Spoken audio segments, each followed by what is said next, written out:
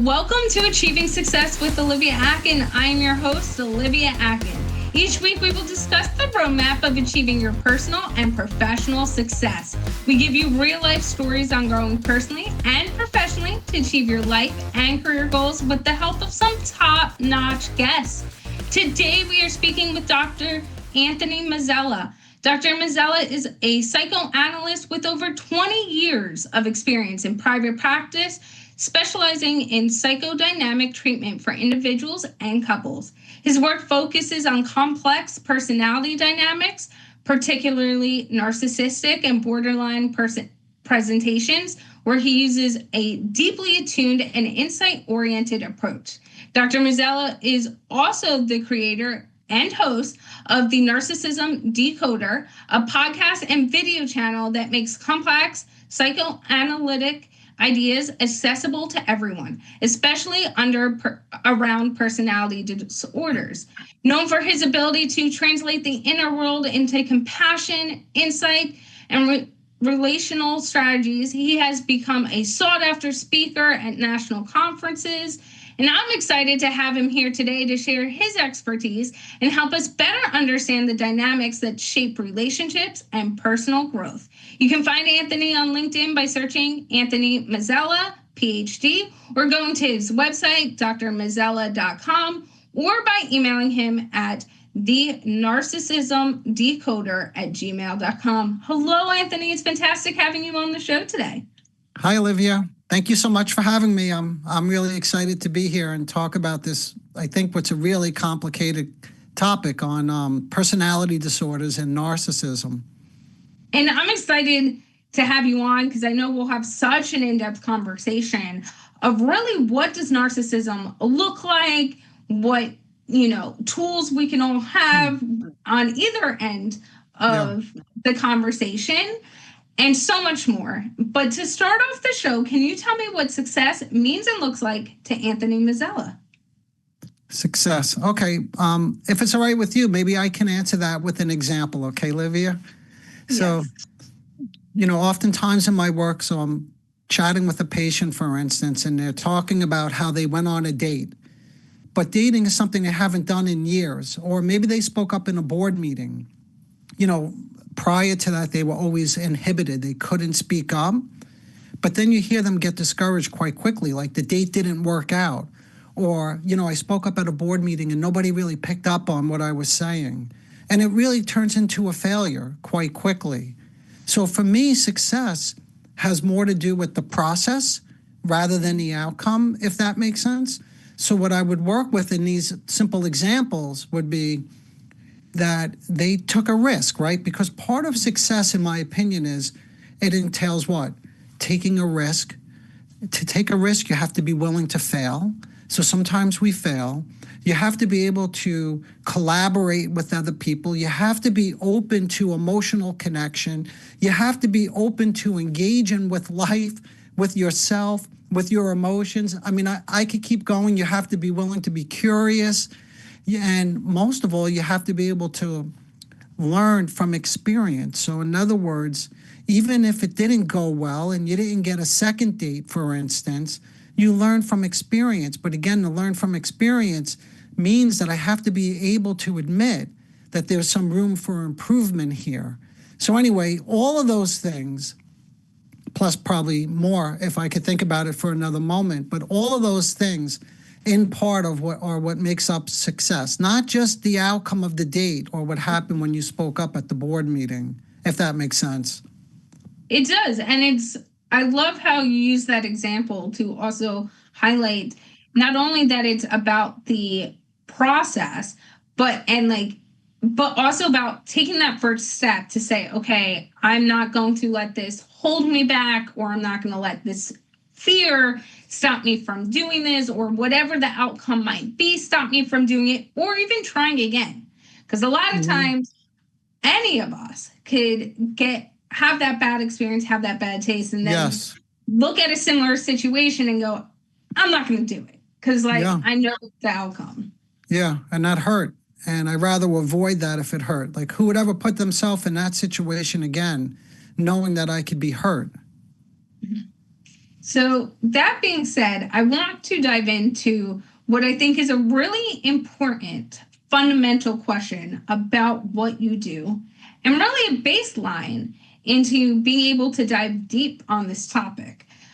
Narcissism, I think there's so many different idealisms of what the word actually represents. What does it actually mean? What can it look like? And even sadly today, sometimes individuals throw it out as like a weapon, right? They'll be like, well, you're being narcissistic. Well, you're using it as a hurtful word without even sometimes potentially meaning like what they're saying. Yes.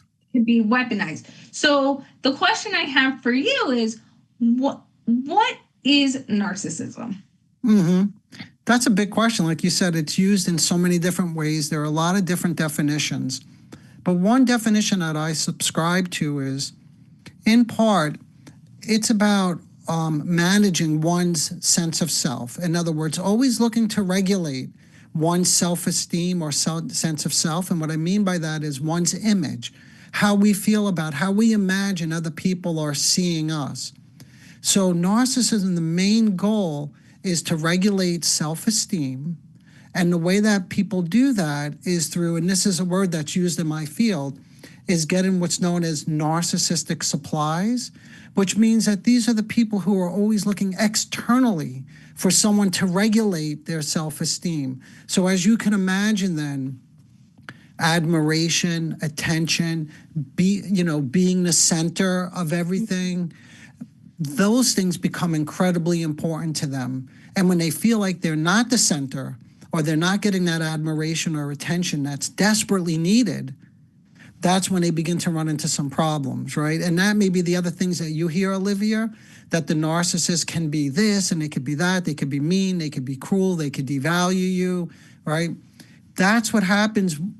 All of those things happen in order for them, believe it or not, to regulate their self-esteem, if that makes sense. So I would say it's a disorder of, regulating one's self-esteem and always getting the supplies and all of what happens when they don't get those narcissistic supplies. Talking about the narcissistic supplies and being able to regulate self-esteem, in your opinion and your vast knowledge on the topic, what do you think are contributing factors or mindsets that will build someone up to a point where the self-esteem is not showing up the same way it shows up for others, or the need to, as you mentioned, like potentially tear other people down or be that center of everything going on to regulate their own self-esteem? So if I understand the question correctly, what factors lead up to this let's call it precarious sense of self or self-esteem? Yes. Okay, so can I give another example? I like examples, by the way. I always find them to be, like, it's where the rubber meets the road, I say. I find them to be very valuable. Well, so, I love examples. So you can give examples all day long. Okay, great. Sometimes it's better than just bringing in all the theory, which I'm happy to talk about theory as well, but they overlap. So if you could picture, a young child falls down and he scrapes his knee, or he gets bullied at school, or something happens to him and he runs home in a dysregulated state again, right? Because emotions are high, he's anxious, and he runs home and his mother or father or parent says to him, "Oh, it's just a scraped knee. Stop being such a sissy. Get back out there." And by the way, these are real stories. I'm not just making this up. This is the way parents sometimes talk to their children. Or you're being bullied, you need to fight back. What's the matter with you? Don't be so weak. So what happens in those moments is the child learns something, which is if they make themselves vulnerable, right? If they turn to somebody for support, right? For comforting, that the world, the parents or the world, is a very dangerous place. So instead of being met with an empathic, attuned response that's affectively, resonating with them, like, "Oh no, you fell and you hurt yourself. Let me take a look at that. oh, it's not too bad, we could clean that up. Instead, they learn, if I put an emotion out there, it's dangerous, and I'm going to be made to feel ashamed. So shame is a big part of self-esteem, right? Embarrassment, humiliation. So in other words, instead of, I just borrowed just a little bit of jargon, instead of internalizing a comforting voice then that they could carry around with them, at times of anxiety, and they could pull on that, they have this more punitive inner voice or discouraging inner voice, and they don't end up feeling too good about themselves because the implicit message is what? You're not accepted. Who you are, and your emotions are not accepted here. You need to behave in a different way. So all of that leads into what we call self-esteem, because self-esteem, one definition, is the discrepancy between how I would like to see myself and how I actually see myself. Mm-hmm. So the bigger the gap, the lower the self-esteem. And you can imagine if you get a lot of those responses, not every now and then, but if they grow up with those responses and they're very consistent, the sense of self, how I feel, my worth, my value, begins to diminish, or it just never develops, I should say. And you brought up something I want to dive deeper into is because in those examples, okay, and every family dynamic is different. Every environment is different, right? One thing that came to my mind is when I was young, I was bullied.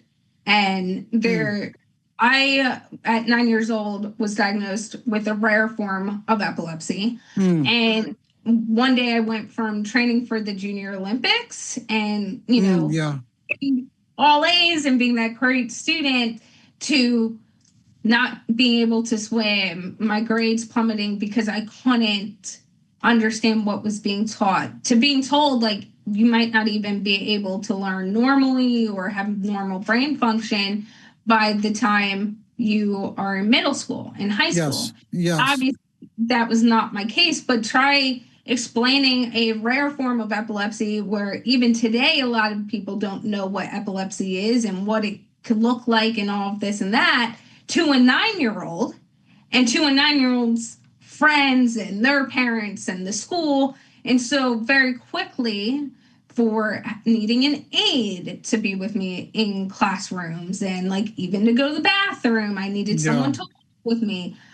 My friends started bullying me, and I got bullied by some of those parents as well. And my parents stepped in and were, had a mix of responses. The defense response to defend me and go to bat for me. The trying to calm me, be like, it is okay, like, we're going to handle it this way. And also, like, my dad getting to a point where when one of the girls started getting physical, he was like, okay, we're teaching you how to fight.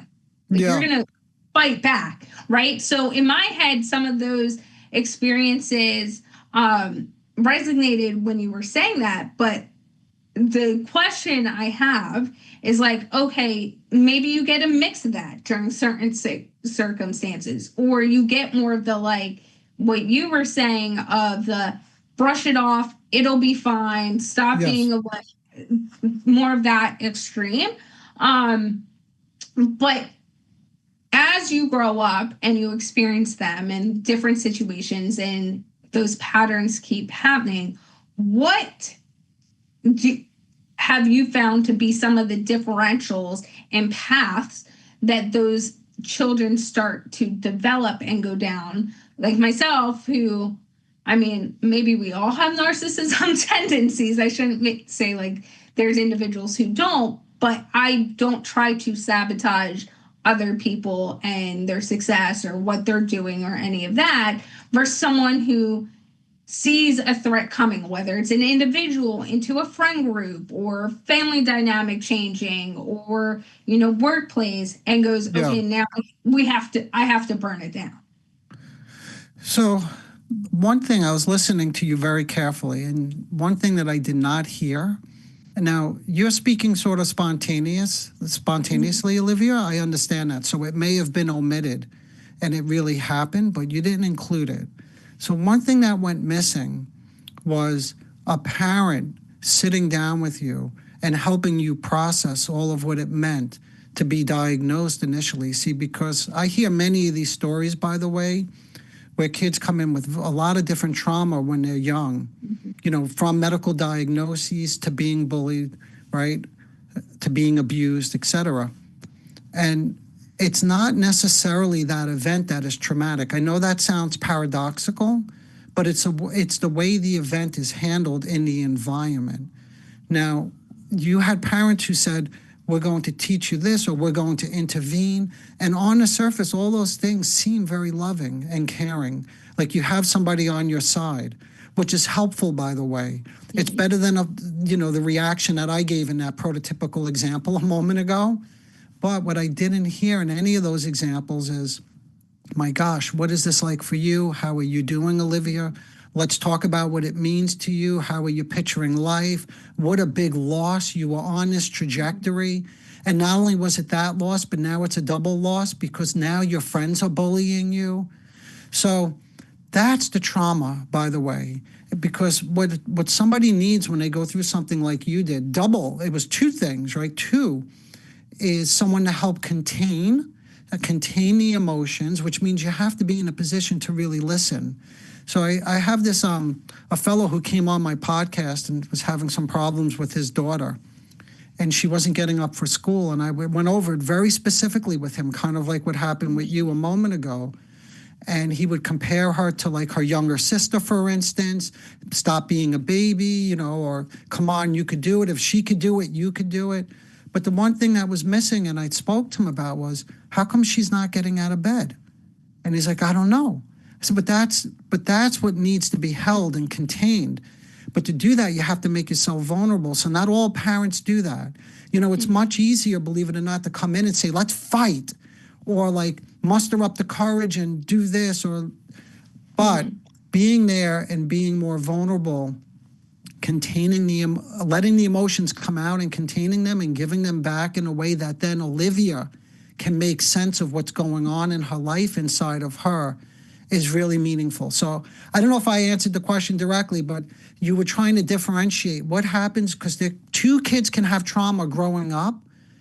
And one of the things that will differentiate how they do later in life, I'm only mentioning one, is the environment and how the environment responds to what seems like the trauma. But the real trauma I'm suggesting everybody consider is, what was the reaction? Were you able to talk to somebody, a loved one, and really get this stuff out and begin to metabolize and make sense out of it?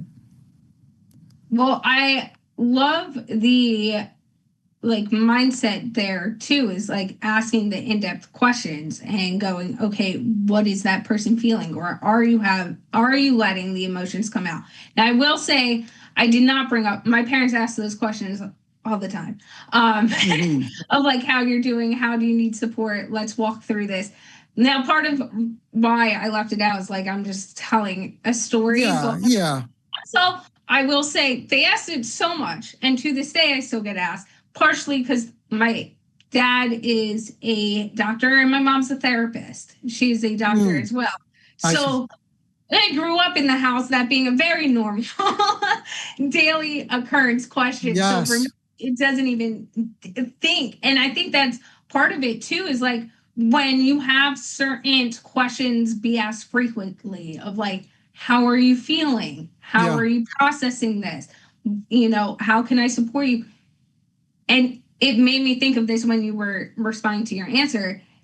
Then when you look back and you reflect, those aren't the questions that pop up when you're telling a story because they become so baseline in what you're... Yeah, it's the norm. Yeah, it's the norm. It's like the air that you breathe, right? You don't think about the air, right? Unless you're suffering, unless it goes missing, you see? Mm-hmm. And that's when it really begins to hurt you.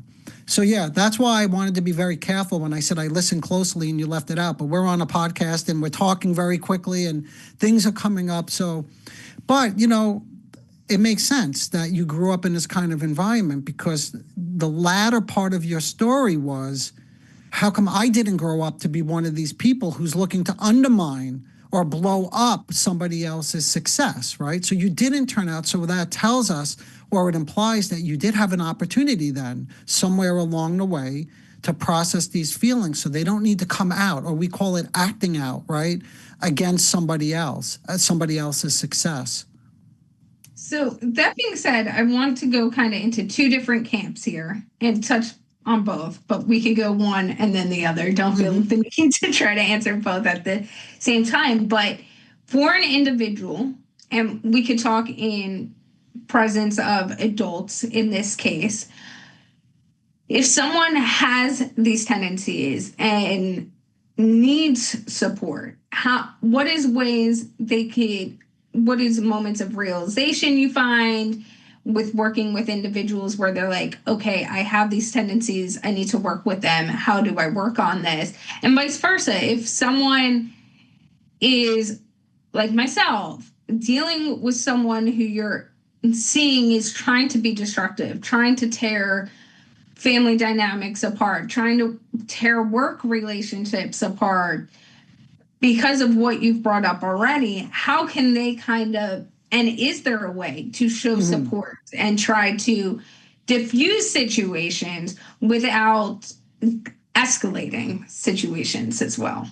Yeah, I really appreciate that. You're taking up something that a lot of my listeners write in about, which is, when I'm listening to the podcast, I don't know if you're speaking to my loved one or if it's me. Like, this stuff gets very confusing, right? In other words, I think that my partner is struggling with these narcissistic or exhibiting these narcissistic traits.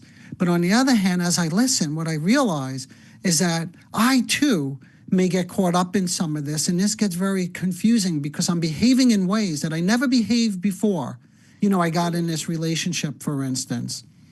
So for someone who is exhibiting these narcissistic traits, some of the things that they will recognize, and I'll just mention again some of the bigger ones, which is something that the whole structure of the narcissist I mentioned earlier is based on this precarious self-esteem and sense of self, and they're constantly looking to get the supplies. But just to go a step further is what happens when they don't get the supplies. So someone who can identify with these traits will frequently experience moments of elation, feeling great, in control, at one with the world or their partner, in sync, right? But this is a fantasy. And like any fantasy, reality will penetrate eventually.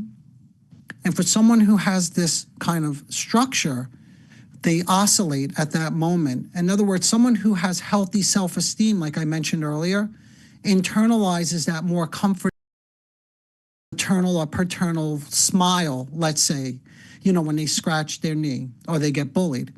But for someone who didn't get that growing up, they have nothing to fall back on, so they oscillate. So once the supplies go missing, once everything is not fantastic, the self-esteem, a couple of things can happen. One is the self-esteem, self-worth plummets quickly, and they could fall into what looks like depression.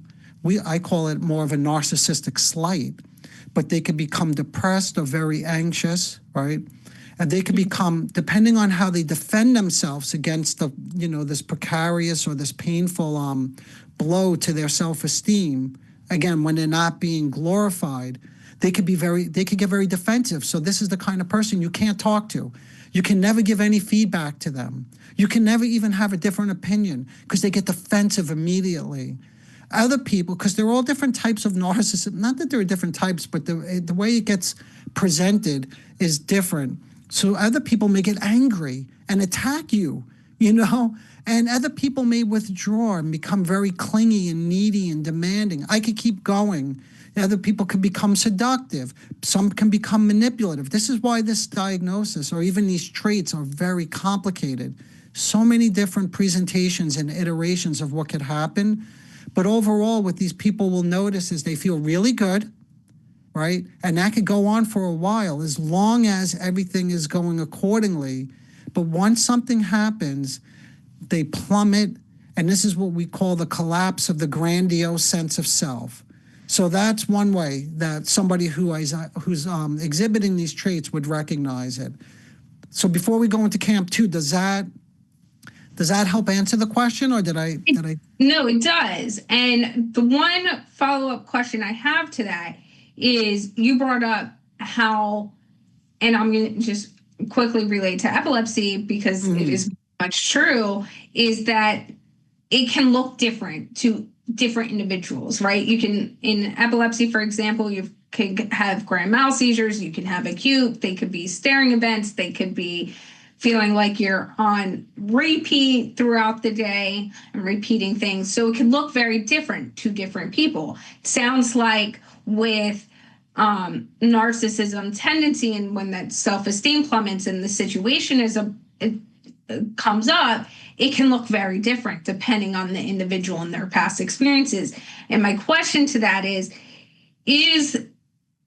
it also dependent on the situation they feel boxed into, where like someone who has narcissism tendencies or gets this plummet, I should say, Yes. when they get this plummet, depending on the situation, they could become very defensive, or they could become a mix of defensive and attack mode, or so on or so forth? Or is it like, hey, this person, when they hit this level, they will only show this, or they will only show that? Yeah.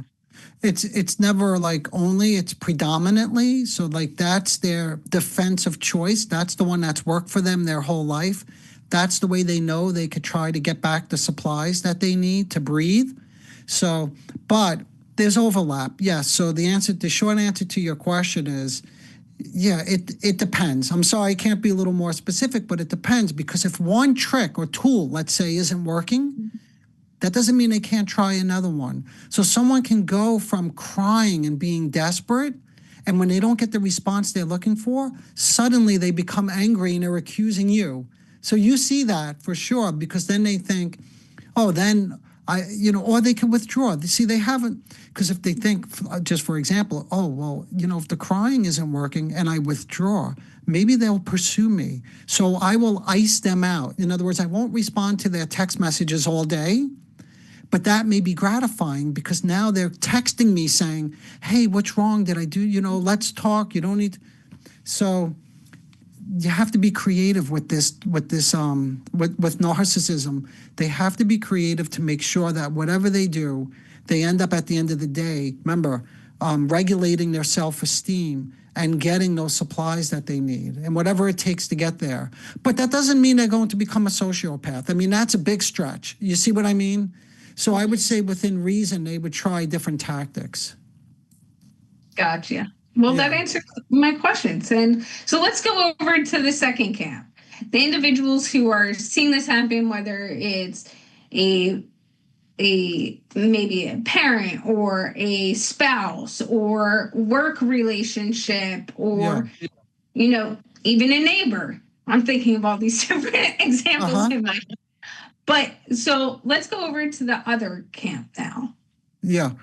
So the question there, just to reiterate, is if you're with someone significant in your life, and you're wondering if they too are exhibiting these narcissistic traits, is that what we're thinking about, or? Yeah, exhibiting it, but also when you're seeing these traits exhibit and like come to life, and you're like, this is what they're doing. Okay. The bigger question here is like, okay, as the individual who is either receiving it, witnessing it, whatever it might be, yes, how do I then approach that situation? Okay, I understand the question. And you are right. So they're this is the ideal, that they're identifying the situation and receiving it. That's what you said. Again, Olivia, I pay close attention to words, so forgive me if I dwell on things, but this is so important, because seeing it is the first step, and understanding what's happening, because immediately that will help cool you down. Because if you don't understand what's going on, you too will get quickly into a dysregulated state of mind, and you will push your opinion or get angry with them or do something that's just going to usually make things worse rather than better. So the first step then is understanding what you're seeing. So how do we understand it? If you buy into anything that I'm suggesting today, you would understand that their behavior is to regulate self-esteem and sense of self. Without the regulation, they collapse. So what that tells us then is what they're doing is not malicious. So usually it's not even conscious, believe it or not. Like a lot of people in social media, if you listen to anything out there, will say, they're so destructive, they're so malicious, they intend to hurt you, they gaslight you. They're all different words that they use that the narcissist does. But what I've learned over there now, it's not to say that those behaviors that they're describing are not true. They are true. But what I'm really trying to tease out is intentionality. Are they intentional? And remember earlier I said there are different presentations of narcissism, and they depend on the level of this, what went wrong earlier on in life. But with the more what we call malignant type of narcissism, yes, then their intent may actually be to manipulate, dominate, control you, okay? But with the majority of the narcissists out there, at least the ones that are in my practice, oftentimes they don't even realize what they're doing because they're just trying so hard to get those supplies and regulate their self-esteem and to feel good again, okay? So if you could just do that, that would be a big first step, is to say, they're doing this to protect a fragile sense of self, and it's not malicious. And if you could do that, it calms you down so that you could do more of what I mentioned and we spoke about earlier, which is the containing and listening and trying to help somebody work through something. Now, I don't mean be a punching bag if, in fact, they're malicious, okay? And I'm not saying be passively victimized. No, I'm not saying any of that. Because sometimes boundaries and setting a firm line is necessary, again, depending on what behavior we're talking about. So the second step would look more like this. If you're in a relationship with somebody, and when you're with these individuals, this is very common, by the way, is the partners of people who have these characteristics. So much of the relationship pivots around the, let's just say, narcissistically disturbed person, okay? So that you are always there for them. And over time, what happens is you lose your voice. You start losing your own sense of self, right? That you lose your own self-esteem, believe it or not, your own identity, because a lot of people get in relationships because they want to have a collaborative approach. Like they want to exist. But when you're with this kind of person, you really don't exist, because the fantasy is always what? The person who has these characteristics is the center of the world. They're the most important thing. So the second step, if there are steps, I'm just being a little overly schematic, would be to start to find your own existence in a relationship like this, which in essence means finding your own voice. Because oftentimes these people can't hear you because, remember, any difference of opinion is such a slight to them, right? Because if you say something, especially if you offer them something valuable, oh, forget it. Like, let's say you try to help them, Olivia, with something. They come to you with a complaint and you try to help them, forget it. They seem like they want help, but the help is so threatening to them that they'll often dismiss it. Like they won't hear you. Sometimes they'll even talk right over you when you're trying to be helpful to them. So finding your own voice, that was step number 2, okay? And the only way to do that, unfortunately, is one, is to get into your own regulated state. 2, understand what's happening, right? But also not, so here's where I picked up on your words, not absorbing whatever it is, because narcissists are known to project. I don't know if you've ever heard of that word, but whatever's not good in them, they'll put onto you. So if they're feeling a certain way, like if they're having an affair, they'll accuse you of not being honest, right? This is what we call projection. So that's another big piece. I could keep going, but let me pause again, because that piece is like not absorbing the projection. In other words, you're not stepping into a role that they're assigning to you, which is a whole nother discussion, but let me hold off there for now, okay? Okay, so, this is amazing, and I keep thinking of like all different ways I want to take this. Okay, please. But on that topic itself, okay, there's kind of 2 questions, they intertwine, but let's say there is a situation where there's something severely right and severely wrong, right?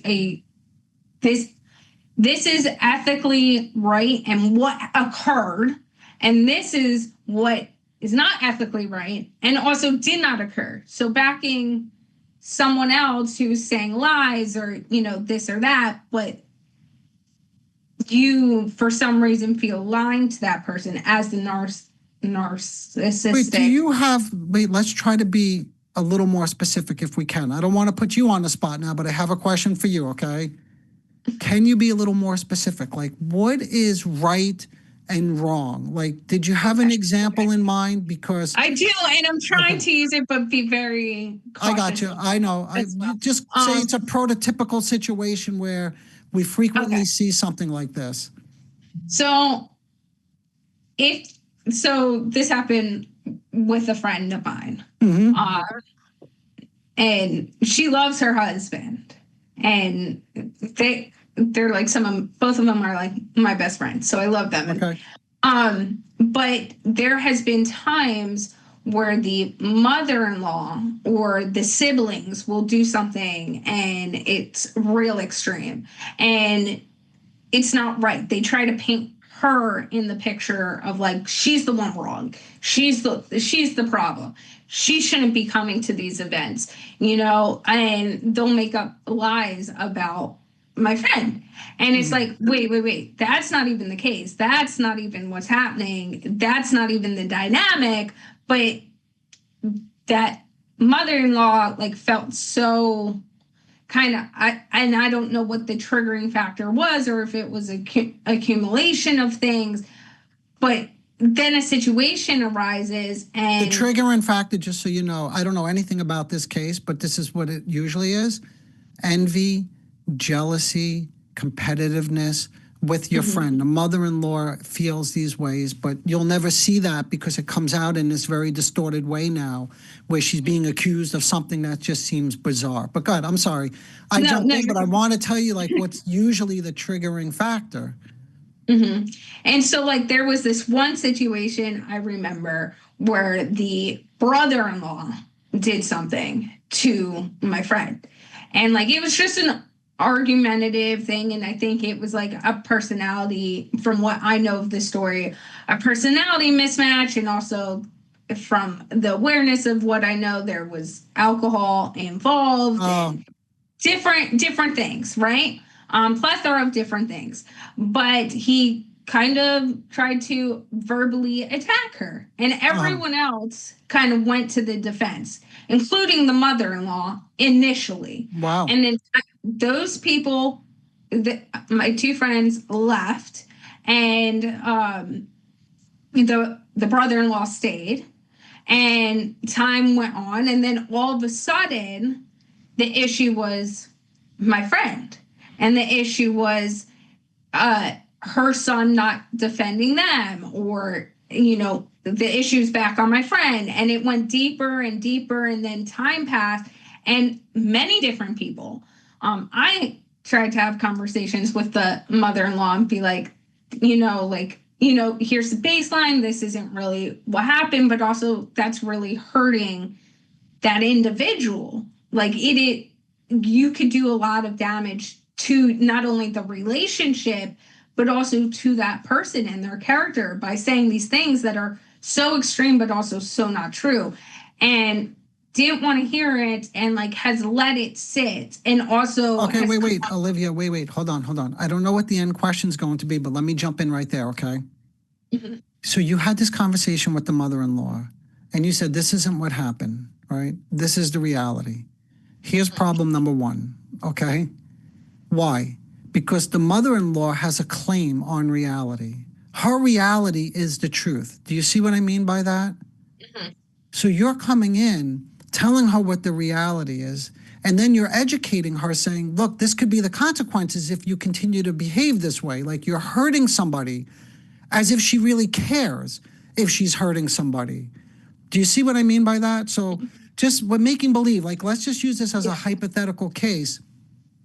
hypothetically, we could speculate. Let's just say that the mother-in-law has her own narcissistic characteristics, which she may or may not, but just based on what you're describing, it's not too far off. It's not wild speculation, right, based on the behavior that you're describing. So now you're trying to educate. You're telling somebody who's in sort of one thing is, remember, if she has these traits, she has a claim on the truth. And that's why so many of these couples get into arguments about whose reality is right. And that brings us into the whole thing about gaslighting. But gaslighting is a very complicated concept because everybody has a claim on the truth. But so anyway, I wanted to jump in because that moment was hot. I just wanted to show you something that I frequently hear in these narcissistic dynamics and relationships is one is you were telling her the truth. So that's not going to go over well, rather than stepping into her reality first. So at least then you have an opportunity, because if she could feel heard, maybe she can then hear you. So that would be the first thing, is really sitting down, maybe over a course or period of time, to really understand, how did you come to this conclusion about my friend? And then the second thing was you were giving her I'm sorry, I don't mean to put it this way, but it's so common. You're giving her like an educational lecture, like an intellectual. It's like an intellectual exercise, like this is what's going to happen. But she's not going to hear that because that implies that she really cares about your friend's feelings. Anyway, I'm sorry, I jumped in again, but that moment was hot and I didn't want to lose it. No, I love it. And so like that all played out. And now it's been a long time and relationships have been factored, and the mother-in-law is still sitting on saying things about this individual. Yeah, of course. Because when you had that conversation with her, you left that conversation feeling what? Good? Like you really reached her and she heard you? Or like, were you talking to a stone wall? Like where were you when you left that conversation with the mother-in-law? In real time, for a minute, I was like, oh, she heard me. And then within a week, maybe not even, it was like, oh, wait, maybe I don't think she did, because she's still saying she's the problem, not the mother-in-law's problem. Everything is on her. And saying these lies that I'm like, lies about the situation, lies about my friend, and to this day. Wait, Olivia, wait. Hold on. Don't go to the end yet. So your experience right there is very, very common. And I have a podcast on this, which is, how do you know if what you're saying is actually penetrating? And it's not by the immediate response, because sometimes someone can disagree with you. And I used to get this quite a bit from my patients, like, Oprah gives better interpretations than you. That is ridiculous. Or that is the most brilliant thing I've ever heard. Thank you so much. Taking notes on it. You have to see what happens over time and if anything changes. That's the only way you'll ever know if what you said actually reached them. And what you're saying is, yeah, it felt good in the moment, like you thought you reached her, which is very common, by the way, especially if someone's nodding and agreeing. But the proof is in what happens next week and the week after that. But go ahead, please. That's what you started to say. Nothing changed. Nothing's changed. And to this day, now those relationships are kind of completely fractured. Family dynamics are fractured, but also she's still saying things, or the feeling is that she's still saying things because of how other people who are around her, like family members, are responding to things or kind of saying passive. So how would you handle something like that as well, where now there's this really prolonged period, let's say a year? Now you have to go back. You have to go backwards. That's the only way to handle it. So that's why I wanted to jump in along the way, because I think I've already answered your question, but let me just go over it. The way I would handle that now is I would start over again, and I would get as close as possible to the mother-in-law's subjective experience of her, your friend, right? That's the work that I do, because I thought your question was going to be, not even a question, narcissists don't change. These people don't change. But the question could be but you're saying, but how could they change? What would you do now? So once you're in this place, You have to go back to the beginning. And the beginning is getting close to their subjective experience. That's the containing thing that I mentioned earlier, listening, asking inquisitive questions, letting them know that you could hear them, and validating. Listen, if you validate, okay, Olivia, you're not validating that your friend did this or did that. You're validating that this was her experience of it, so she could feel heard. And that's when people become more regulated, when they begin to feel heard. That goes back to the kid who scraped his knee. So that's what I would do. So they need an intervention with the Narcissism Decoder, right? I'm just kidding.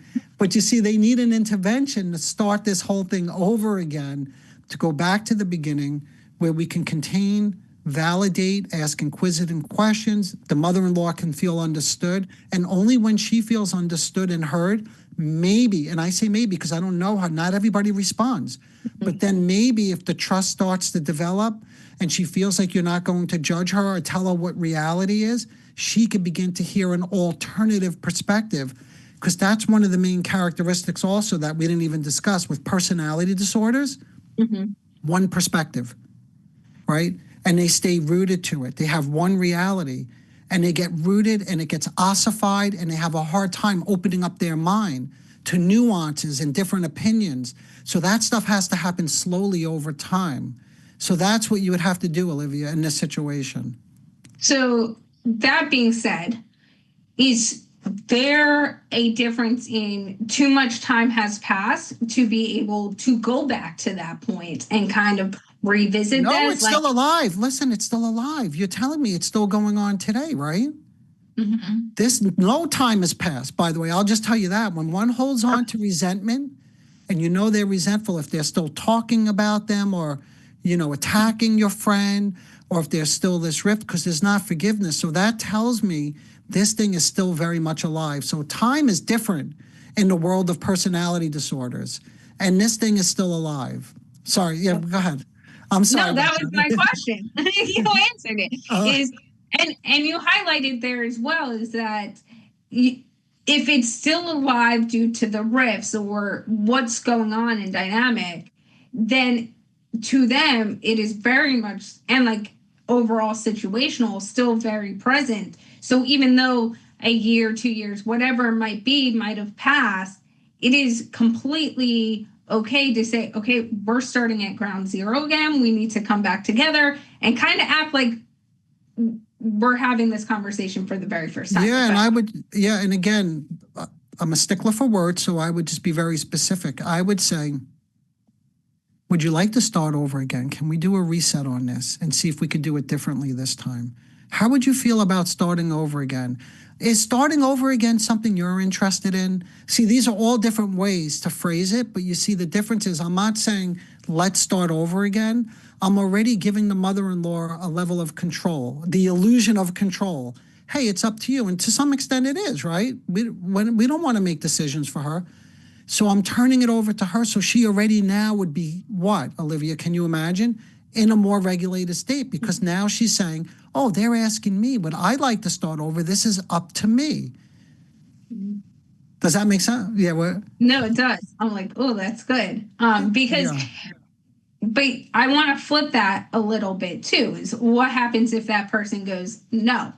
Okay, so then you fall into the category of 99% of the content that's out there on narcissism, which is this whole thing about creating boundaries, going, stonewalling, I think it is, going no contact. These are all very common phrases that are used with narcissism. If you're in a relationship with somebody like this, you need to create some space. So if she says no, then the answer is no. And then it's up to your friend to figure out how to begin to create a life separate from her or the family. And I don't know, that gets complicated because I don't even know what the involvement is with your friend's husband, which is her, the mother-in-law's son, obviously, if I'm following all this, right? Yeah. So what's his relationship with his mother, right? And then all that would have to be negotiated in a very sensitive way. And how much pressure I'm just, again, hypothetically, I know nothing about this. Is he going to put pressure on your friend to continue to have some kind of relationship with his mother and go there for the holidays? Is he going to respect his wife and her decision? Is he going to keep away from the family? See, all of these things are now under discussion. This is what we have to figure out. Because no contact is not as simple. That's how people end up coming to me, by the way, is they come to the podcast or to me because what they realize is the advice that 99% of the time is touted, which is stonewalling or distance or boundaries or no, it doesn't always work. It's not that simple. You can't always go no contact, especially if you have entanglements with these people. They're in your life, they're in-laws, or you have children with them, or finances that are commingled. This stuff gets really complicated. And it's also, let's also put on the table, you might not want to just go no contact. Exactly. Yes. Like, I think that's a very important thing to also acknowledge. You might be like, based on all this information that's out there, like, okay, I have to go no contact. It's the only path forward at this point based on all these other conversations. But it's like, deep down, do you really want no contact for, especially if it's family members or whatever, the rest of your life? Like, what will that look like? And I think, and I want to hear your opinion on it, but that is very okay to acknowledge. It might be what you need right now. I don't want to say that isn't what you need at that moment, but it's okay to also acknowledge that isn't what you want the rest of your life. And how do you work through that?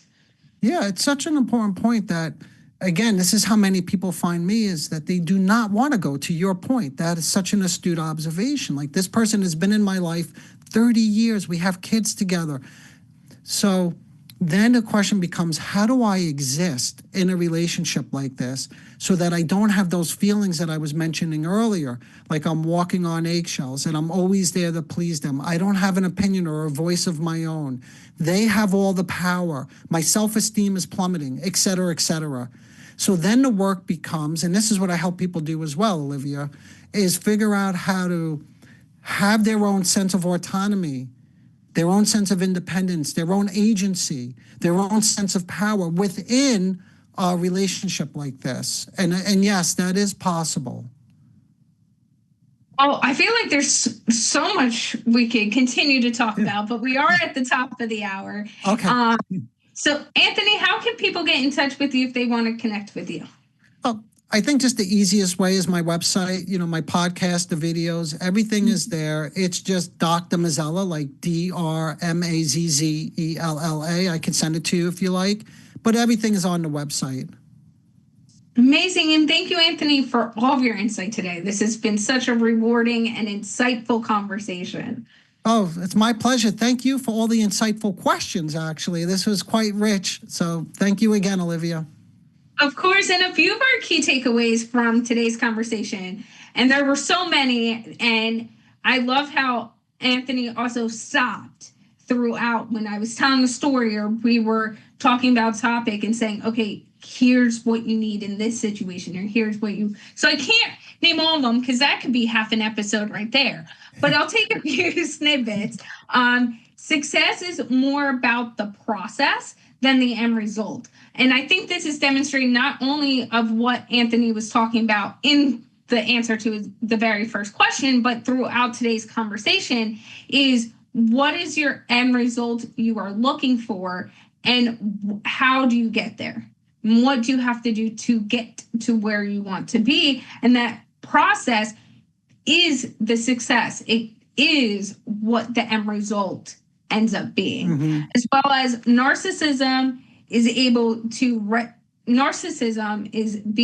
not being able to regulate your self-esteem, right? And Anthony talked about this, and it's really about, we all have self-esteem toolboxes and how we handle when certain conversations come up and our tools of how to regulate our self-esteem.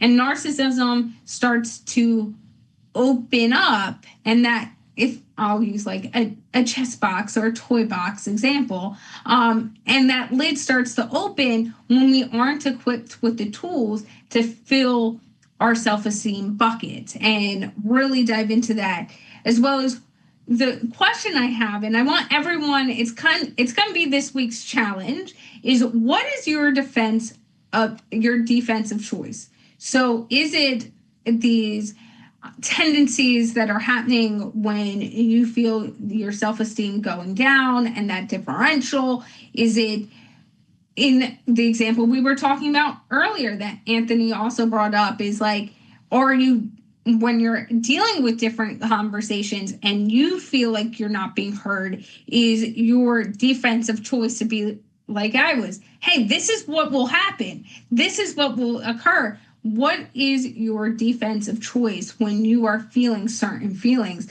as well as seeing what is going on and identifying it? Anthony brought this up, and it's so important on both ends of the conversation, especially if you're dealing with someone who has narcissistic tendencies and I can't even speak right now. But is saying, okay, I'm identifying that this is what's happening. I'm seeing it. Okay. And I'm going to identify it. So now we can move forward and I can communicate in a productive way to move the needle forward in this conversation. And lastly, and something I love that Anthony brought up, because I always say this, find your voice and use your voice. This was a great episode with our top-notch guest, Dr. Anthony Mazzella. Thank you for listening and have a successful day.